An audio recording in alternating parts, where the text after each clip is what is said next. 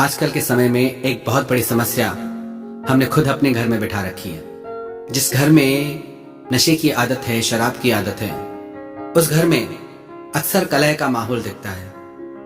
जिस घर में एक व्यक्ति शराब पीता है, उसका प्रभाव पूरे घर पे पड़ता है। कितने लोग परेशान होते हैं, कितने घर उजड़ जाते हैं, कितनी माताओं बहनों बच्चों को कितनी समस्याओं से गुजरना पड़ता है।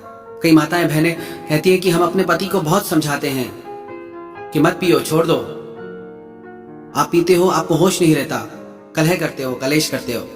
पर वो कहते हैं कि मेरी लाइफ है, मेरी जिंदगी है, मैं कुछ भी करूं, तुम कौन हो कहने वाली। कितनी बड़ी गलतफहमी है। मनुष्य एक सामाजिक प्राणी है। आपकी हर छोटी से छोटी बात का प्रभाव आपके परिवार पे, आपके पत्नी पे, आपके बच्चों पे, आपके पूरे समाज पे पड़ता है। तो कभी भी ऐसा नहीं सोचना कि मेरी जिंदगी में कुछ भी करूं। आपके बच्चों में भी आगे चल के वही संस्कार आएंगे जो वो आपको देखेंगे। नशा ऐसी चीज है जो एक जिंदगी नहीं, पता नहीं कितनी जिंदगियां बर्बाद कर देता है। और ऐसी लोगों को आदत लग जाती है, ऐसी लोगों को लत लग जाती है, उसे किसी की परवाह नहीं रहती नशे के आगे।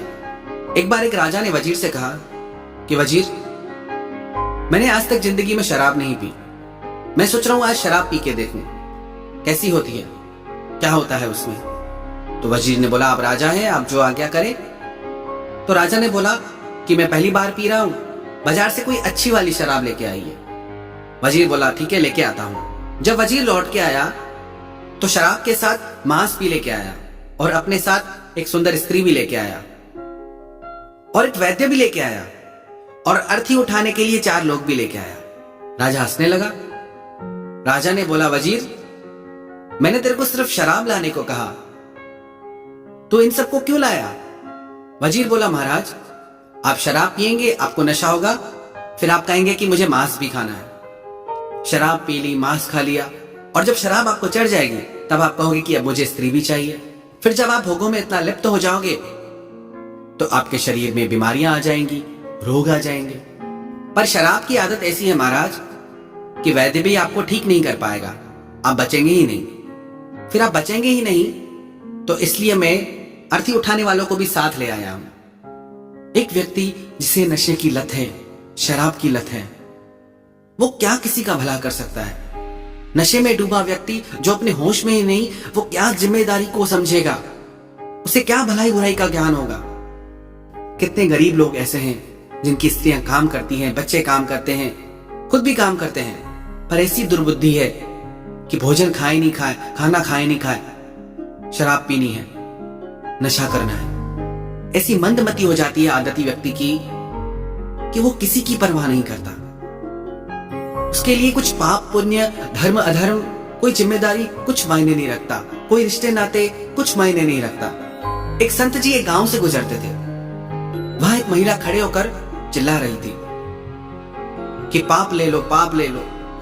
और संत जी एक चीज देख के अचरज में पड़ गए कि लोग लाइन से खड़े थे। वो मटके में से कुछ निकाल निकाल के लोगों को दे रही थी और कह रही थी कि पाप ले लो, और सब लोग खड़े थे लेने के लिए। संत जी को बड़ा आश्चर्य हुआ।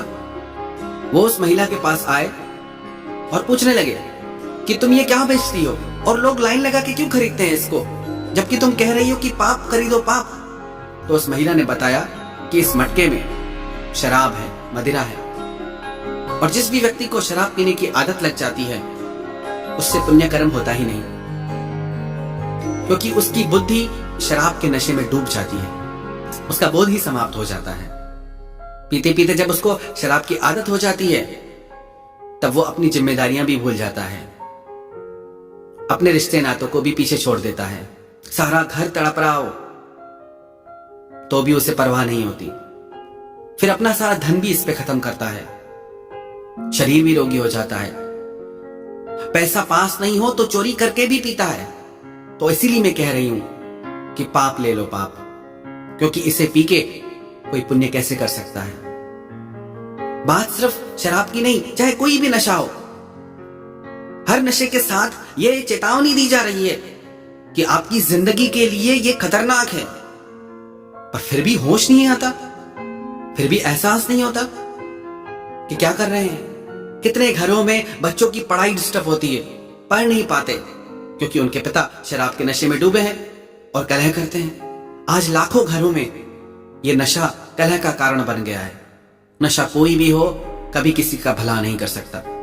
शराब नहीं पीते, सिगरेट पीते हैं या कोई और नशा करते हैं, हो सकता है इससे भी बुरा लोग नशा करें जो जिंदगी के लिए भी खतरनाक हो। याद रखना, पहले इंसान नशे को पकड़ता है, पर धीरे धीरे नशा ही इंसान को पकड़ लेता है। चाह के भी व्यक्ति छूट नहीं पाता। लोगों की ऐसी हालत हो जाती है, तड़पने लगते हैं, कहते हैं कि आज मेरा मूड खराब है, मुझे मत रोको। आज मैं परेशान हूं, मुझे मत रोको। बस यही एक चीज बची आपका मूड ठीक करने के लिए। 5 मिनट अपने बच्चों के साथ, अपने परिवार के साथ बिताओगे, मूड वैसे ही ठीक हो जाएगा। हमारी खुशी कहीं बाहर नहीं खो गई है जो हम इतना भटक रहे हैं। एक बूढ़ी औरत सड़क पे कुछ ढूंढ रही थी, तो एक भला व्यक्ति वहां से गुजरा। उसने कहा, माता जी, अब क्या ढूंढती है, मैं आपकी सहायता कर दूं। तो वो बोली, मेरे पास एक चांदी का सिक्का था, वो गिर गया, वो ढूंढती हूं। दोनों मिलकर ढूंढने लगे।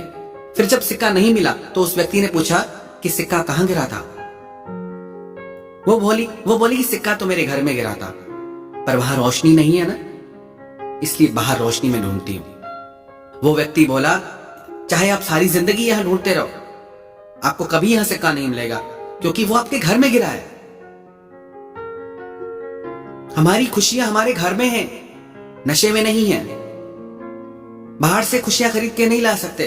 बाहर से आप सुविधा खरीद सकते हो, कंफर्ट खरीद सकते हो। खुशियां कहां से लाओगे?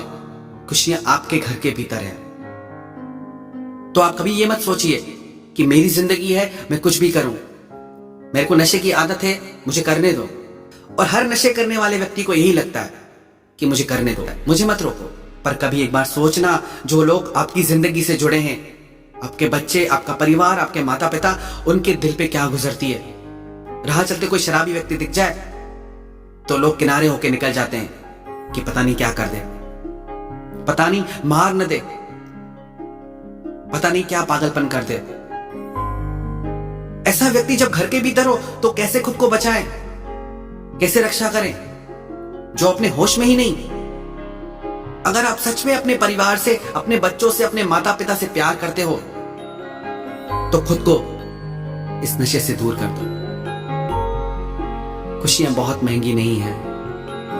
खुशियों को पाने के लिए दुनिया की दौलत पाने की जरूरत नहीं है। खुशियां इसी पल में है। बस अपनी आदतें बदलो, अपना स्वभाव बदलो, जिंदगी अपने आप खूबसूरत हो जाएगी।